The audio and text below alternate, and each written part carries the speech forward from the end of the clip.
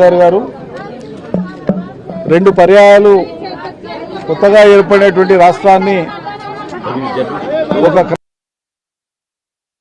ప్రాధాన్యత క్రమం పెంచుతూ రాష్ట్ర ఆదాయాన్ని పెంచుతూ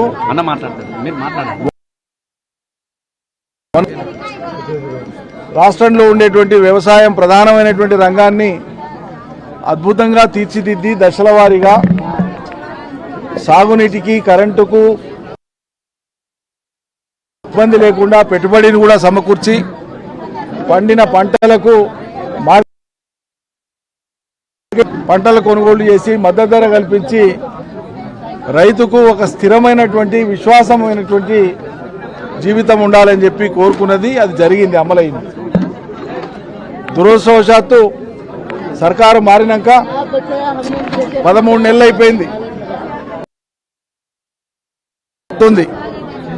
కొత్త సర్కారు వచ్చినాక ఎవరూ కలగనలే, ఎవరు ఊహించలే. మాయమైపోయినటువంటి రైతుల బలవర్ మరణాలు తెలంగాణలో మళ్ళా పునరావృతమైతే అని చెప్పి ఎవరు అనుకోలే. కరెంటు కష్టాలు వస్తాయని మళ్ళీ ఎవరు అనుకోలే.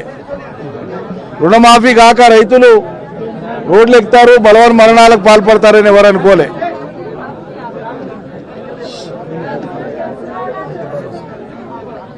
ప్రశాంతంగా నిద్రపోయేటువంటి రైతు ఇవాళ ఆందోళనతో కూడినటువంటి జీవితాన్ని గడపవలసి వస్తూ ఉంది.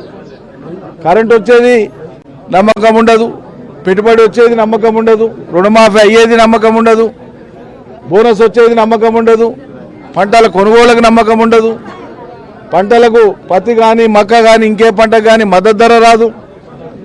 ఈ అనిశ్చిత పరిస్థితి రైతుకు ఉండేటువంటి ఆత్మవిశ్వాసాన్ని దెబ్బతీస్తున్నది, రైతుకు ఉండేటువంటి ధైర్యాన్ని దెబ్బతీస్తున్నది. ఇగో ఆ ధైర్యాన్ని ఆత్మవిశ్వాసాన్ని కోల్పోకండి. మనం పోరాటం చేసి తెచ్చుకున్నటువంటి తెలంగాణ ఇది. తాత్కాలికంగా ఈ ప్రభుత్వం ఈ ఇబ్బందులు పెడుతుండవచ్చు. మనం జాగ్రత్తగా లేని కారణంగానో ఆ రోజున్న ప్రత్యేక పరిస్థితులలో దుష్ప్రభావాలను దుష్ప్రచారాలను నమ్మబట్టో మనం సర్కారును చేజార్చుకొని ఇలా పశ్చాత్తాపడుతున్నాం. దానికి పరిష్కారం చావులు కాదు, దానికి పరిష్కారం మాట ఇచ్చి నిలబెట్టుకోలేని ఈ సర్కారును నిలదీయడము, పోరాటం చేయడమే మనం చేయాల్సిన పని తప్ప ధైర్యం వీడొద్దు అని చెప్పి ఈ బాధిత కుటుంబాలను చేరుకొని వాళ్ళను ఓదార్చి తెలంగాణలోని అన్ని జిల్లాల్లో ఉండేటువంటి రైతాంగానికి మా పార్టీ తరఫున కానీ రైతు సంఘాల తరఫున కానీ ఒక గట్టి నమ్మకాన్ని భరోసాని ఇచ్చి ముందుకు సాగుదామని చెప్పడానికే మేము పర్యటన పెట్టుకున్నాం. మా పార్టీ తరఫున వేసినటువంటి ఈ కమిటీ బృందం అంతా కూడా 9 మంది ఈ రోజు ఇక్కడికి రావడం జరిగింది. మొట్టమొదటి ఆదిలాబాద్ జిల్లాలోని బోత్ నియోజకవర్గంలో ఉండేటువంటి ఈ నేరేడుగొండ మండలం, అదేవిధంగా గుడిహత్నూరు మండలం ఇటు రావడం జరిగింది.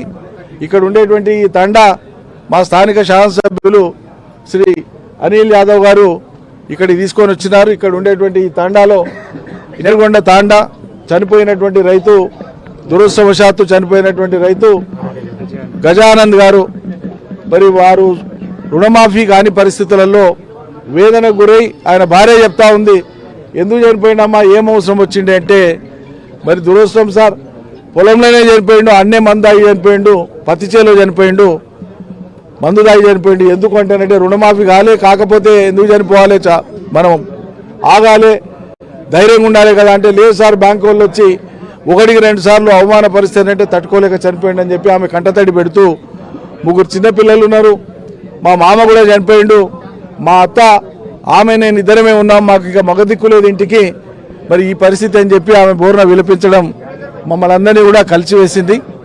ఇటువంటి బాధిత కుటుంబాలు వాళ్లకు ధైర్యాన్ని ఇస్తూనే, వాళ్ళకు సానుభూతి తెలుపుతూనే, స్థానికంగా ఎక్కడికక్కడ మాకుండే పార్టీ యంత్రాంగం వారి వారి పరిధులలో వాళ్ళని ఆదుకుంటూనే ప్రభుత్వం మీద ఒత్తిడి తీసుకొని వచ్చి ఇచ్చిన మాట కట్టుబడి ఉండాలి, ప్రజలను భవిష్యత్తులో ఇంకా వంచవద్దు, లేదంటే ప్రజలు పోరాటం చేయక తప్పదు అనేటువంటి విషయాల్ని చెప్పడానికే మరి మేము ఈరోజు పర్యటనకు రావడం జరిగింది.